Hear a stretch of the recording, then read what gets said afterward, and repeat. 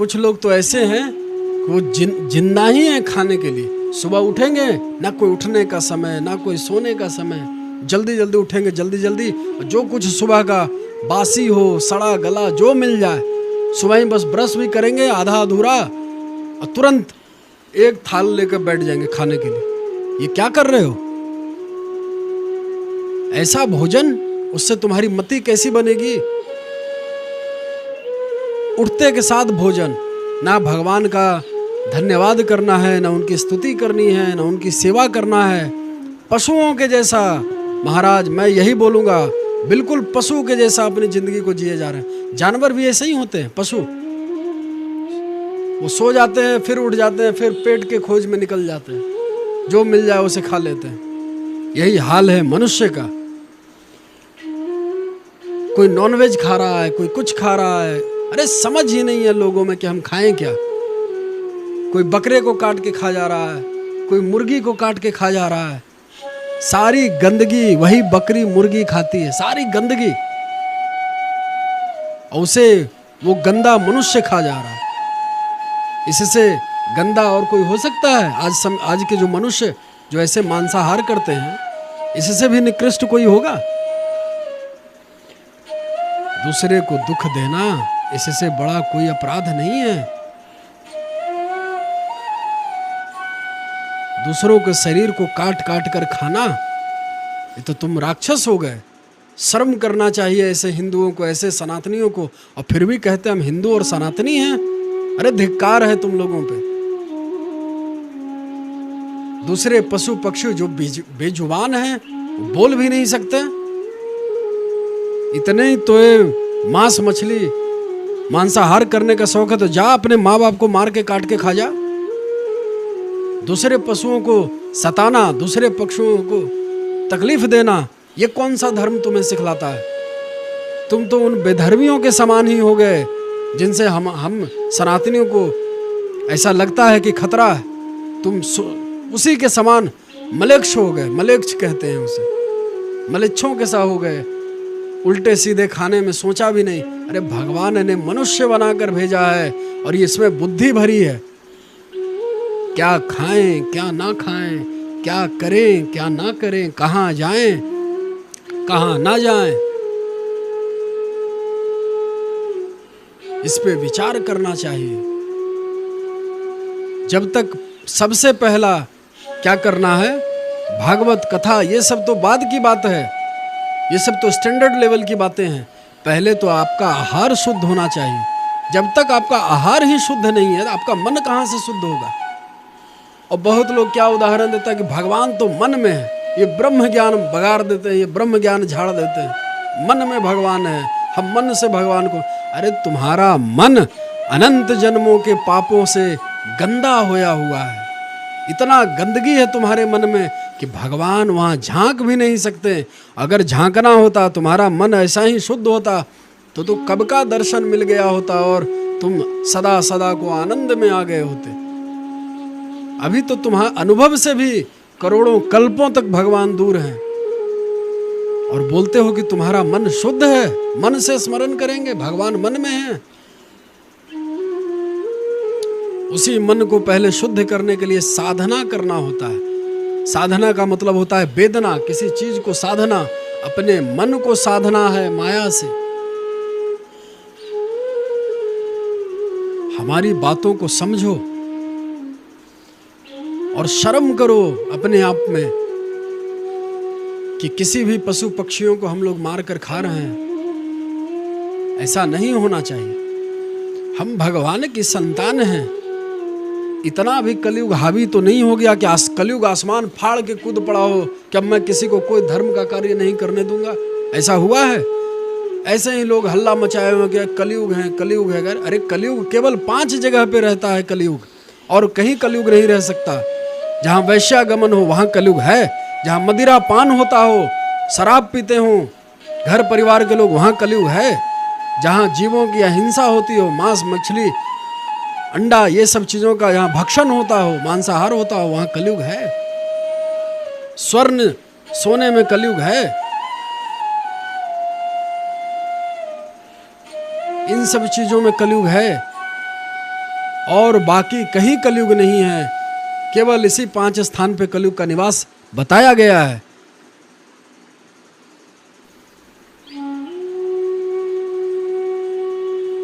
तो ऐसा आप लोग ना सोचा करें, ऐसा आप लोग ना कहा करें कि कलयुग है, कमी हमें अपने अंदर ढूंढनी है, हमारे अंदर वो कमी है।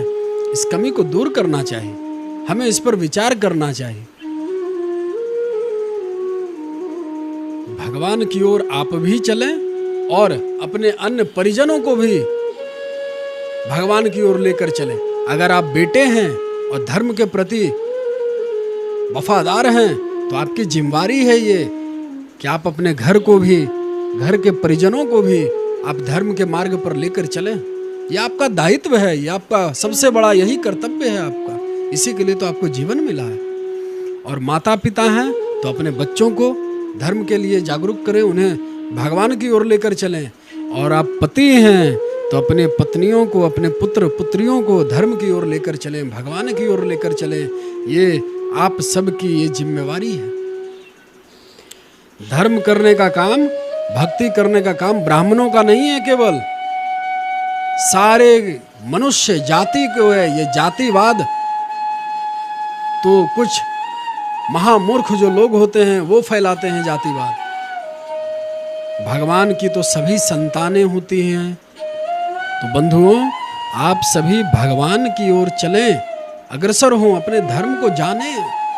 नहीं जानने के कारण विपक्ष के जितने भी अधर्मी, आप दूसरे विधर्मियों से देखें, वो लोग अपने धर्म के प्रति कैसे वफादारी दिखाते हैं, कैसे रहते हैं। आपके बगल में, आपके आसपास कोई धर्म का कोई कार्य बिगड़ रहा हो, मंदिर टूट रहा हो, आपको कोई मतलब ही नहीं होता। यही हाल देखिए विधर्मियों का, वो सारे एकजुट होकर साथ निभाते हैं अपने धर्म की रक्षा करने के लिए, अपने पंथ की रक्षा करने के लिए। ऐसे धर्म तो केवल एक ही है, उसे सनातन धर्म कहते हैं, सत्य सनातन धर्म। कुछ लोग ऐसे कहते हैं सनातन तो अवधि बताया गया, धर्म नहीं है।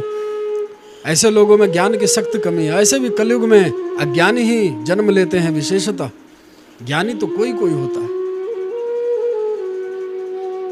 कलयुग में अपने मनगढ़ंत बातें होती है, शास्त्रों के विरुद्ध कार्य होते हैं।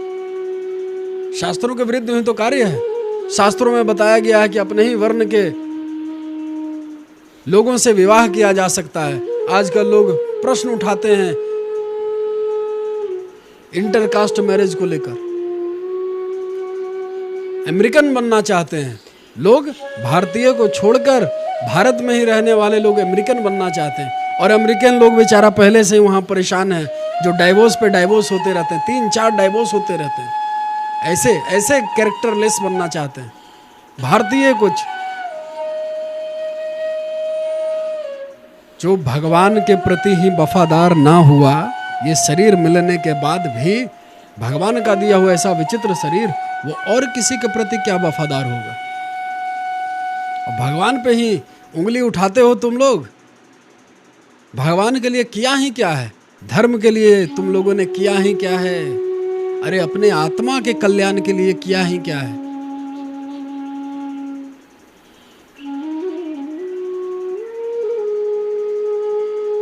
अपने वर्ण में जहां माता पिता विवाह करें वहां विवाह करना चाहिए। लक्ष्य विवाह करना नहीं है जीव का। लक्ष्य को समझो, विवाह करके भोग विलास करना, ऐसी सुंदरी मिले, ये लक्ष्य नहीं है। लक्ष्य है कैसे भी रहकर हमें श्याम सुंदर को इसी जीवन में प्राप्त कर लेना है। क्यों प्राप्त करना है? क्योंकि सबसे बड़ा दुख, जो कि सबसे बड़ा दुख है, पुनरपि जननम पुनरपि मरणम पुनरपि जननी जठरे शयनम, इससे मुक्ति मिले। बार बार जन्म ले, बार बार मरना, बार बार जन्म, बार बार मरना, इस अवधि से मुक्ति मिले, जीव का ये लक्ष्य है। इस दुख को पुनः झेलना ना पड़े, इससे बच जाएं इसी जन्म में। क्यों? क्योंकि सारे धर्मों में सारे देवताएं, सब लोग, सारे ऋषि मुनि, सबका यही मानना है, सारे धर्मों का, सारे शास्त्रों का यही कहना है कि बड़े भाग मानुष तन पावा, सुर दुर्लभ सुर कहते हैं देवताओं को, सुर दुर्लभ निज धर्मन गावा।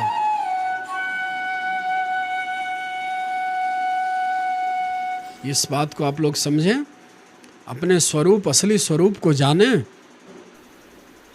भक्ति में भी अनेक प्रकार की भिन्नताएं हैं। आपको जो विशेषता जिसमें रुचि लगे उसे अपनाएं, लेकिन जो सही मायने में भगवान की ओर जो राह जाते हो इसका जांच परख करें। आप लोग छोटे से छोटे सामान खरीदने जाते हैं बाजार में, और भी कोई चीज, कोई कार्य करते हैं अपने घर का या किसी भी चीज का, तो उसे जांच परख तो करते हैं ना। ये चीज कैसा है, इसकी क्या वैलिडिटी है, ये कैसा है, इसका मैन्युफैक्चरर कैसा है, इसकी क्वालिटी क्या है, ये सभी आप लोग जांचते हैं। तो गुरु धारण करने में भी, अपने धर्म के प्रति जाने में भी उसकी जांच करें, जांचना चाहिए।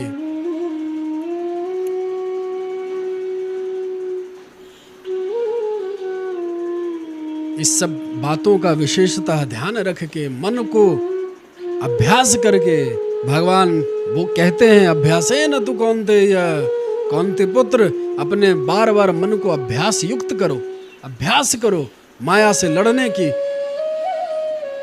माया भगवान की दासी है, लेकिन वही माया भगवान की शक्ति को लेकर बलवान बनी हुई है, भगवान की शक्ति से युक्त है।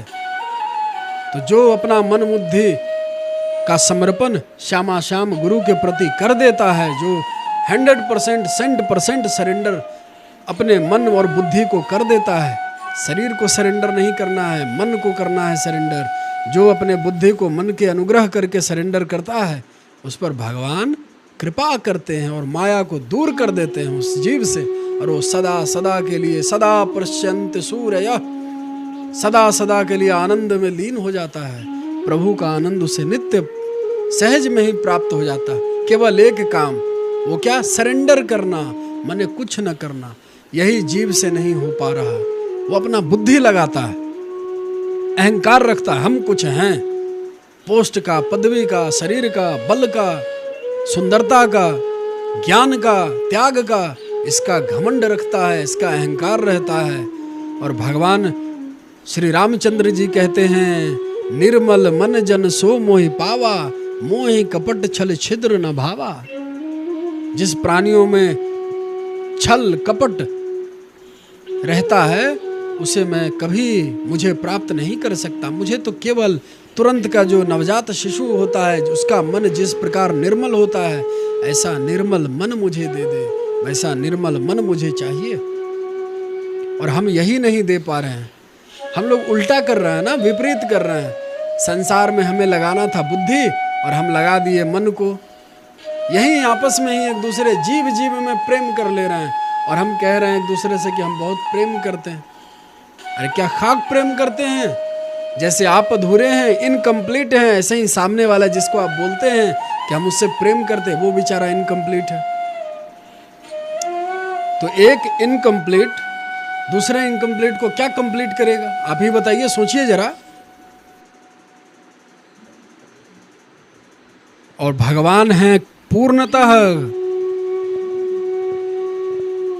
परात्पर, सुहृद और सर्वांतर्यामी भगवान श्री श्याम सुंदर, जिनसे कुछ कहने की आवश्यकता नहीं पड़ती। वो तो प्राणी को, मनुष्य का भाव को बिना कुछ कहे ही समझ जाते हैं। तो संसार में हमें अपने बुद्धि का विशेष प्रयोग करना है। केवल बुद्धि का प्रयोग करने के लिए हमें भगवान ने ये माइंड, ये बुद्धि दिए हैं। और मन केवल भगवान में लगाने के लिए हमें मन मिला है। क्यों? मन से ही सारे कनेक्शन होते हैं, इमोशन जुड़े हैं मन से। मन में सारे इमोशन होते हैं, दिमाग में नहीं। तो जितने इमोशन वाली चीजें ये भगवान के लिए, और जितने ज्ञान युक्त क्रियाएं हैं, एजुकेशनल क्रियाएं हैं, वो संसार के लिए, मतलब बुद्धि से।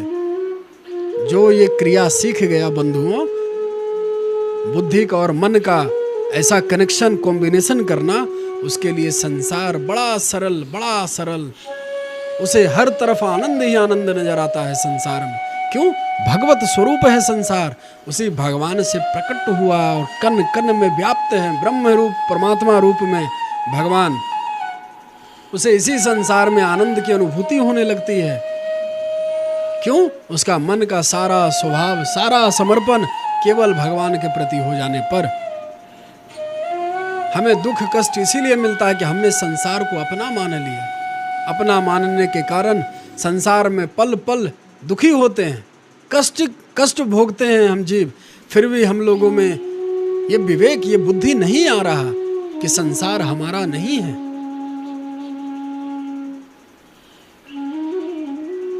अभी भी मनुष्यों में अगर सुधार ना आए, इस जन्म में भी ना आए, तो समझ लेना चाहिए होई है वही जो राम रच राखा, को के तर्क बढ़ावहि साखा।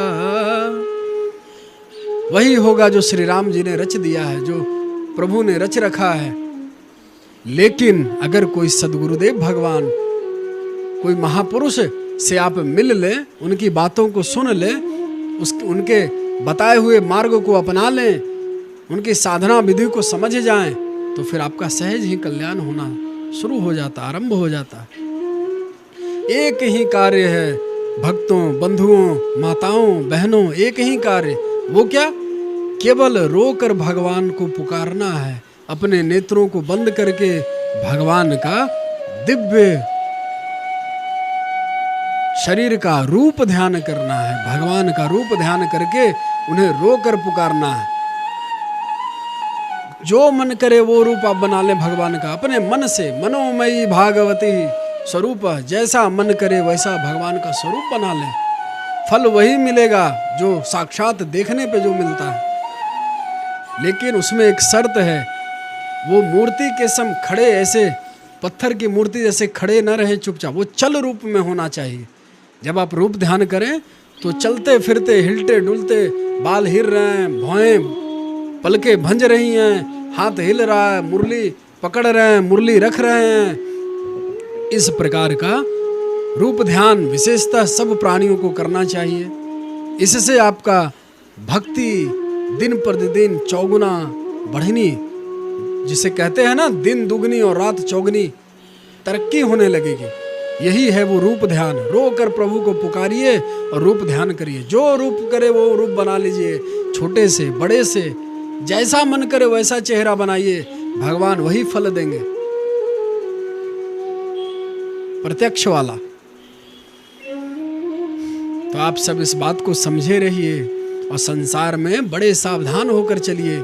यहाँ ऐसे ऐसे लोग मिलेंगे जिससे हमें क्रोध पैदा हो, काम पैदा हो, लोभ पैदा हो, सब गड़बड़ करने वाले यहाँ लोग मिलेंगे। इसी गड़बड़ करने वाले संसार में हमें बच कर चलना है। जैसे आप सभी बाइक चलाते हैं, गाड़ी चलाते हैं, कार चलाते हैं, तो कितना बच बच के चलाते हैं ट्रैफिक में। रोड पे जब आप सड़क पे गाड़ियाँ दौड़ाते हैं तो आप कितना बच कर चलाते हैं। चारों तरफ होशियार, इधर मिरर में देख रहे हैं, इधर मिरर में देख रहे हैं, पीछे देख रहे हैं, आगे देख रहे हैं, ओ कहीं से कोई एक्सीडेंट ना हो जाए। पूरी सावधानी के साथ आप गाड़ी को ड्राइव करते हैं। इसी प्रकार संसार में सारे वस्तु गड़बड़ करने के विषय हैं। क्यों? यहाँ माया प्रधान है बंधुओं। माया का संसार, प्रकृति माया के द्वारा रची हुई है। तो यहाँ जितने लोग मिलेंगे सब में माया के अवशेष मिलेंगे, सारे माया के अवगुणों से युक्त मिलेंगे। तो यहाँ भक्तों को बहुत बच बच कर, बहुत सावधानी पूर्वक अपने जीवन को जीना चाहिए। ना किसी से राग करें, ना किसी से द्वेष करें, ना किसी को अपने मन में स्थान दें अन्य को केवल भगवान के अलावा, और ना किसी से दुश्मनी करें। यही उच्च स्तर का भक्तों का पहचान है। आज से ऐसा आशा करेंगे कि आप लोग हमारी इस बातों का विशेषतः ध्यान देंगे और इस प्रकार साधना करने का आप लोग प्रयास करेंगे। तो इससे आपका जो जीवन है वो सहज सरल होने लगेगा। आप लोग खुद अनुभव करके देख लें। श्वास श्वास से राधे नाम का उच्चारण करें। जब श्वास खींचे तो रा, और जब छोड़े तो धे। शब्द नहीं बोलना है, मुंह से शब्द नहीं निकालना है। नेचुरल अपने मन से, मन में ऐसा चलता रहे। श्वास आ रही है, रा, छुड़े धी, ऐसे राधे राधे। इस प्रकार अपने आप एक दिन वो आ जाएगा जो अपने आप राधे नाम बिना रहा नहीं जाएगा। ये स्थिति हो जाएगी एक दिन, जब आप भक्ति में आगे बढ़ जाएंगे, जब आपको रस मिलने लगेगा इसी नाम में। आप सब इस बातों का विशेष पालन करें, शेष आगे बताएंगे।